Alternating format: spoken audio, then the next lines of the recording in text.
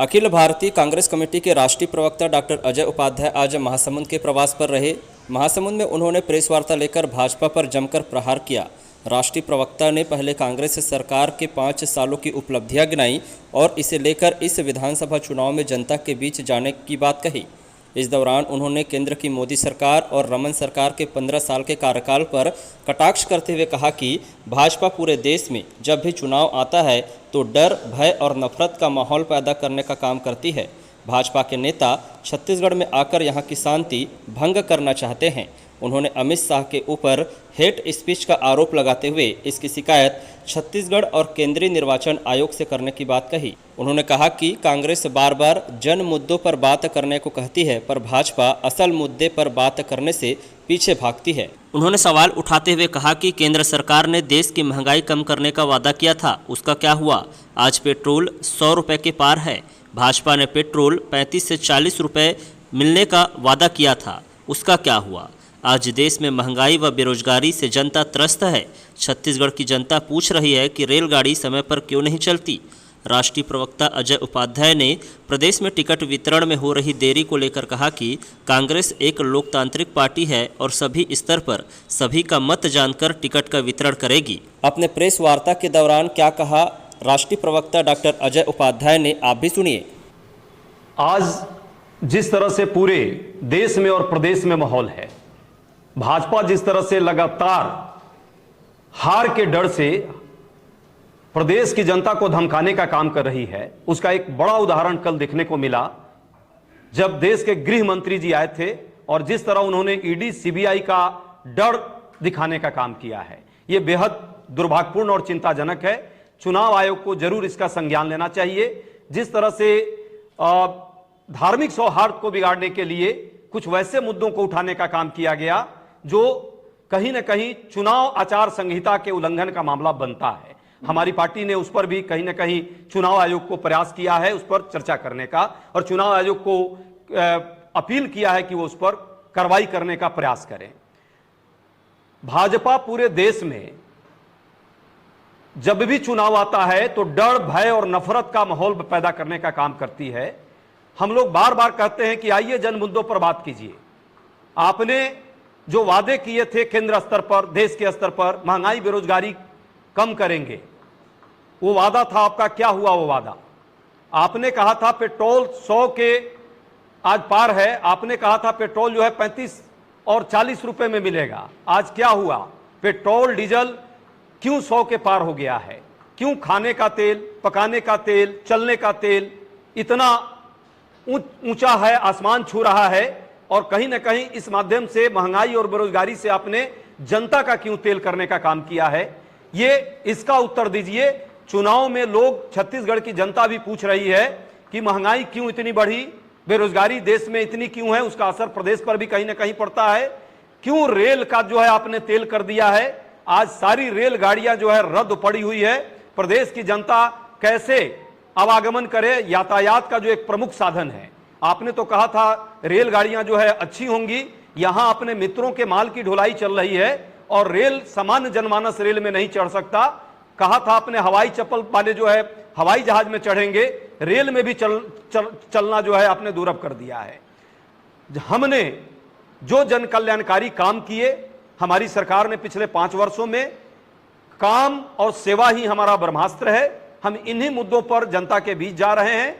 हमने जो 5 साल में न्याय किया है विभिन्न वर्गों के साथ, किसान न्याय योजना के तहत किसानों को जो प्रत्यक्ष तौर पे लाभ हुआ है, उनके उपज का जो लाभ फायदा दिया जा सकता था वो हमने दिया। इनपुट सब्सिडी जो है, या जो मूल्य हमने दिए हैं धान का, या जो कर्ज माफी की है, ये हमारा मुद्दा है। हम आने वाले समय में भी किसानों के साथ खड़े रहेंगे, उनके साथ न्याय करेंगे। हमने बिजली बिल हाफ करने का जो वादा किया उस वादा को निभाया और लगभग 42 लाख परिवार जो है बिजली बिल जो है उनका कम होने से उनको लाभ मिला है। जिस तरह से आवास न्याय योजना के माध्यम से जो आवासहीन लोग हैं उनके लिए सरकार ने योजनाएं चलाई हैं, जबकि केंद्रीय स्तर पर जो पीएम आवास योजना था वो दुर्भावना का शिकार हुआ।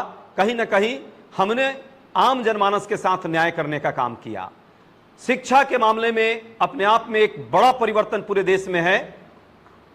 स्वामी आत्मानंद स्कूल सबने देखा है कैसे उसकी क्या प्रगति है और वो कैसे पूरे भारत में चर्चा का केंद्र है।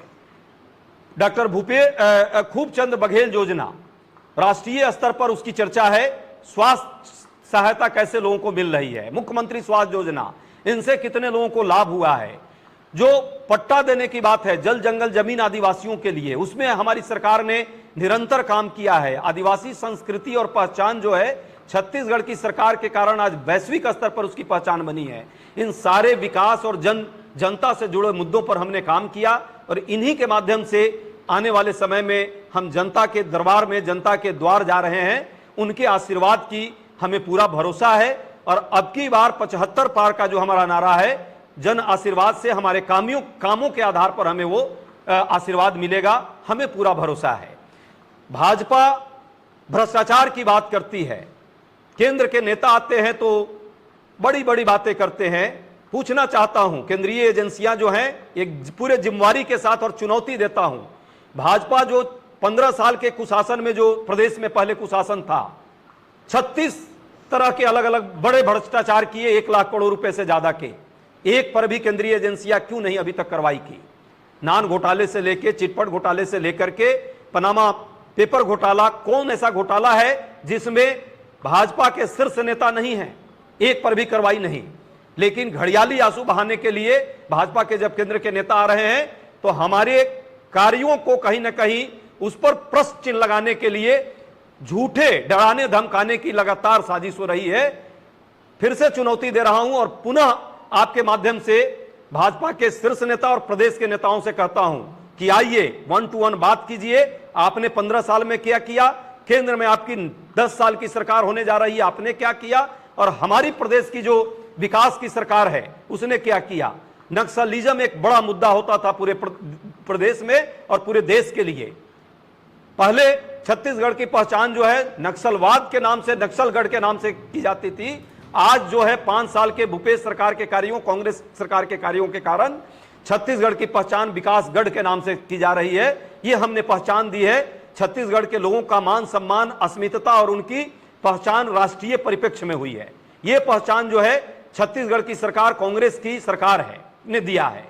जिस तरह से सनातन परंपरा को हमने पल्लवित और पुष्पित होने का काम किया है, चाहे वो राम पथगमन मार्ग की बात हो, चाहे माता कौशल्या मां के मंदिर निर्माण की बात हो, चाहे गो माता को सबसे सर्वाधिक सम्मान देने की बात हो गोठान योजना के माध्यम से, गुरुवा नुरवा ध्रुवा वारी जो छत्तीसगढ़ की पहचान है, उस पहचान को आगे बढ़ाने का जो काम हुआ, आज इस पर पूरे प्रदेश और पूरे देश में अपने आप में एक बेहद देश के कोने कोने में इन विकासवाद जो कार्य हैं, विकास के योजनाएं हैं, इस पर चर्चा हो रही है।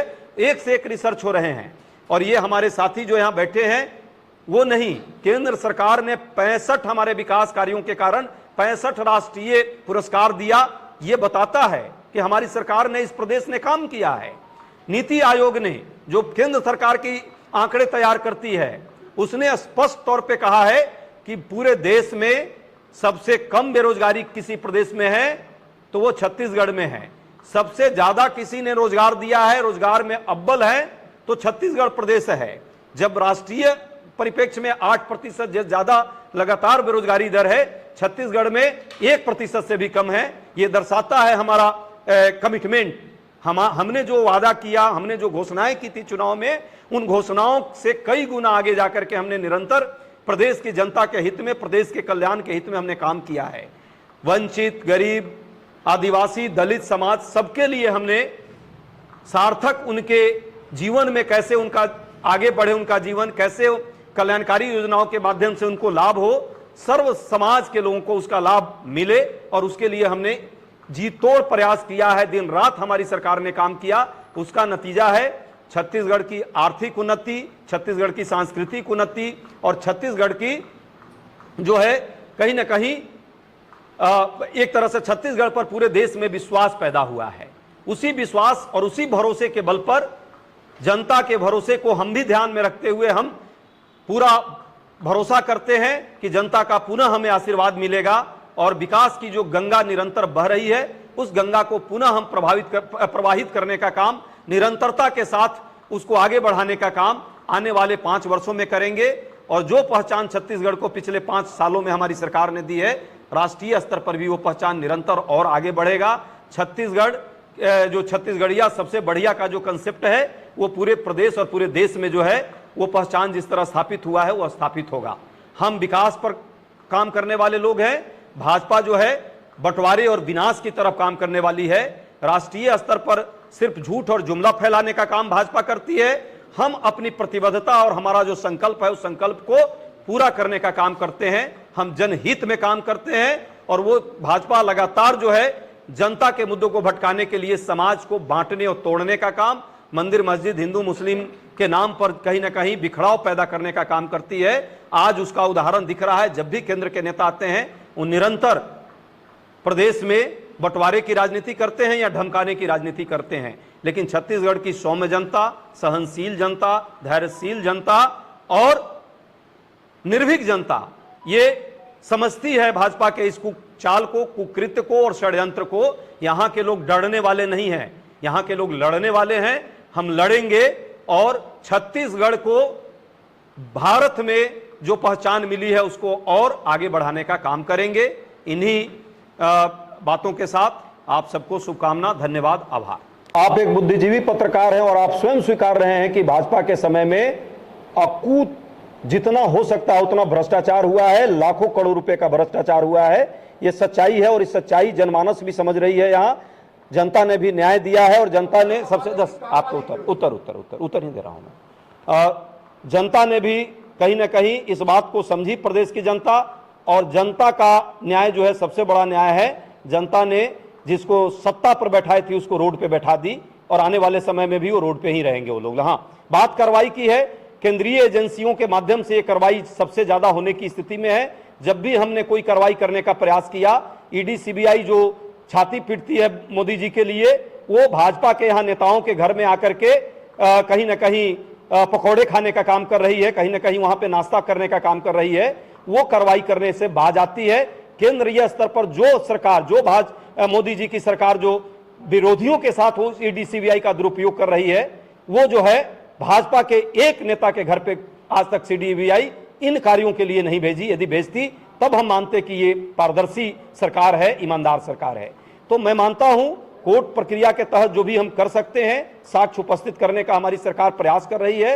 लेकिन ईडी सीबीआई केंद्रीय स्तर पर जो है भाजपा के भ्रष्टाचार के को जो है कहीं ना कहीं आंख पे पट्टी बांध लेती है और कांग्रेस और विरोधियों को लगातार उसकी छवि बिगाड़ने का काम आपने देखा है। अजीत पवार उसके उदाहरण बगल के राज्य में है, जो 70,000 करोड़ का जो घोटाला जो मोदी जी ने एक सप्ताह पहले कहा, छाती पीट पीट कर उनको जो है उप मुख्यमंत्री बना देता है।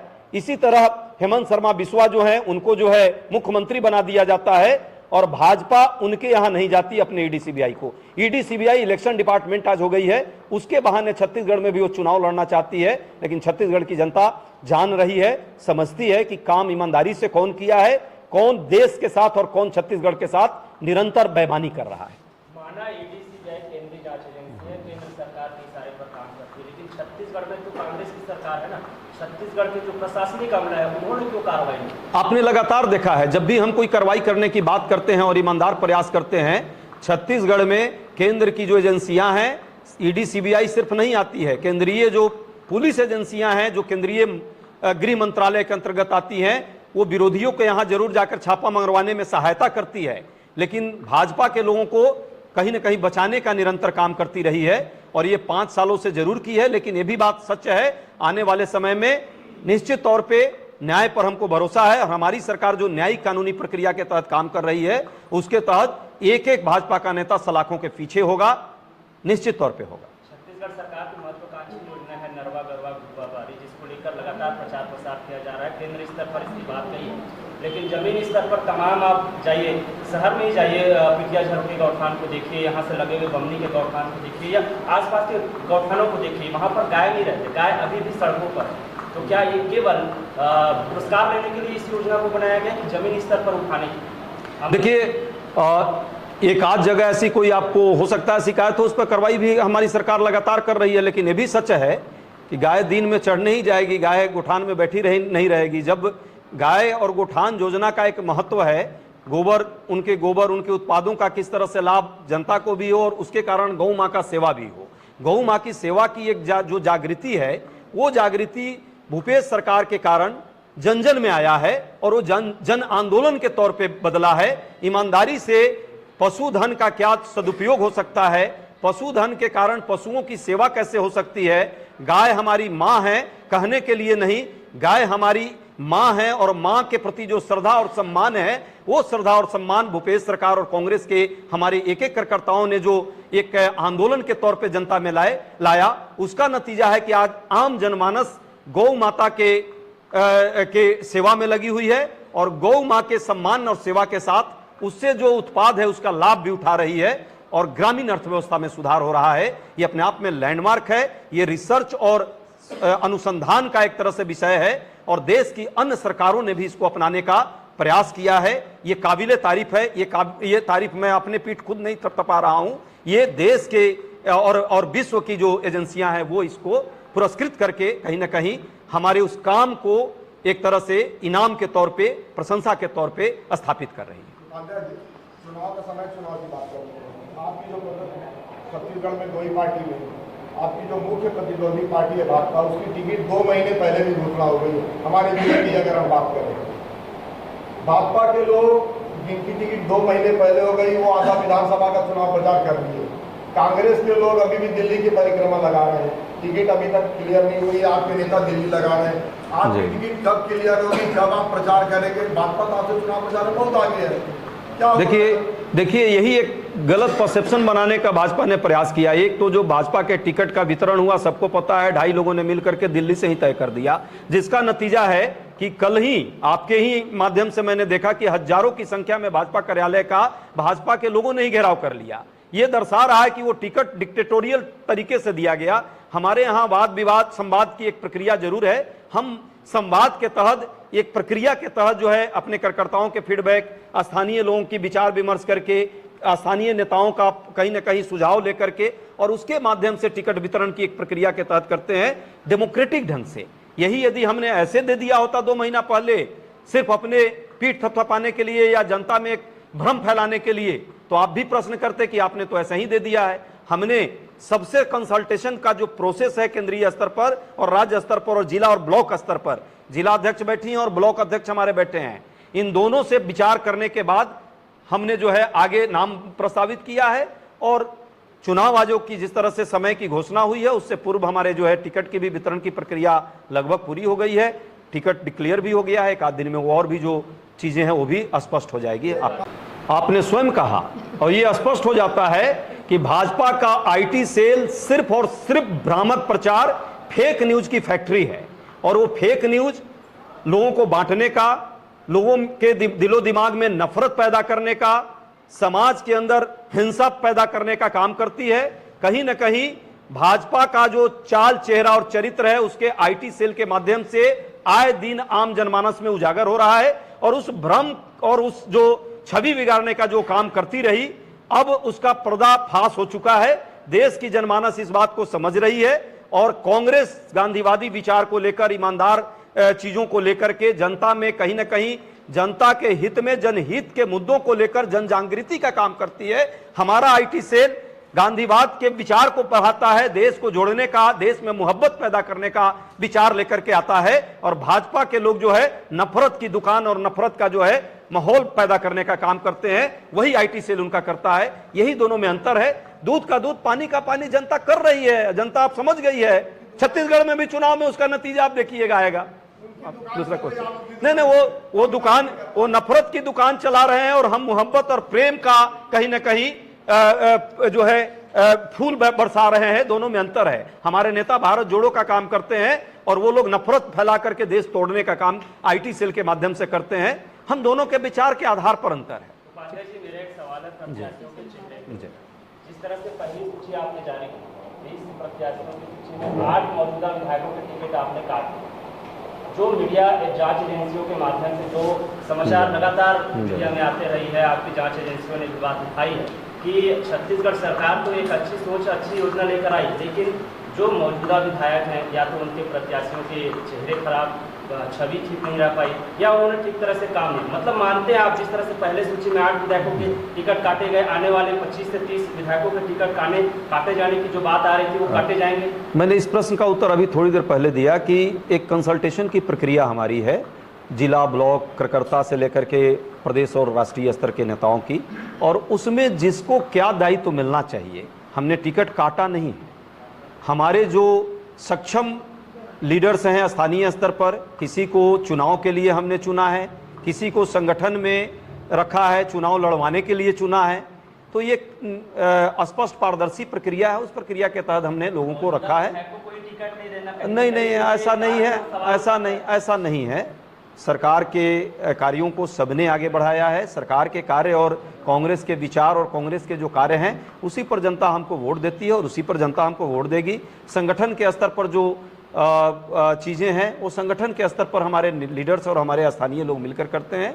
सर्वसम्मति से सबने जो निर्णय लिया है, मैं कल एक एक जगह पे जो प्रेस वार्ता कल कांकेर जिले में था, जो वर्तमान विधायक हैं और जो भविष्य के विधायक हैं दोनों मेरे साथ बैठे थे। दोनों ने कहा इस बार ये, इस बार मैं, तो ये तो आपस में है, दोनों को हमने बैठा करके कर किया। हमारे यहाँ कोई सिकवा गिलवा सिकवा शिकायत नहीं है। सभी कार्यकर्ता के स्तर पर सभी नेता काम कर रहे हैं। भाजपा के तरह नहीं कि टिकट देने के बाद 5000 लोग भाजपा कार्यालय को घेर रहे हैं। आपने देखा?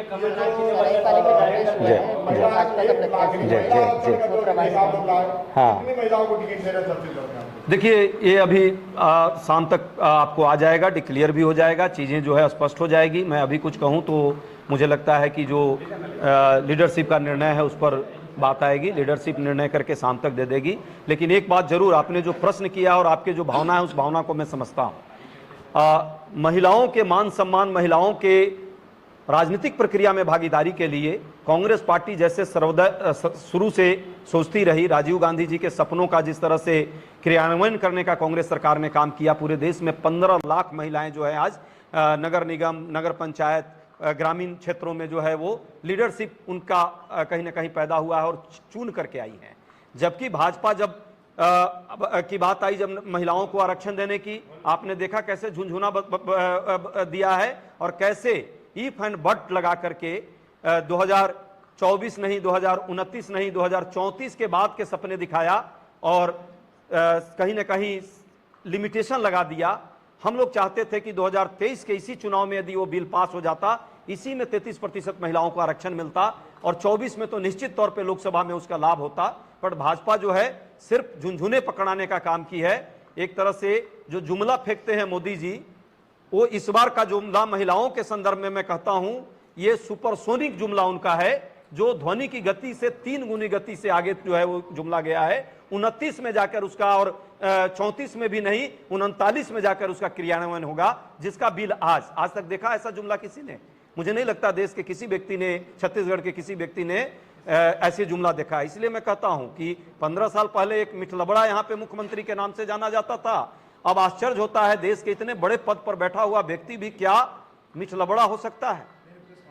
एमपी में कमलनाथ जी ने आज वचन पत्र जारी कर दिया, छत्तीसगढ़ में कब आएगा? शीघ्र ही। मुझे लगता है आपकी चर्चा के दौरान ही कुछ चीजें चल रही होंगी और शीघ्र ही आएगा। धन्यवाद।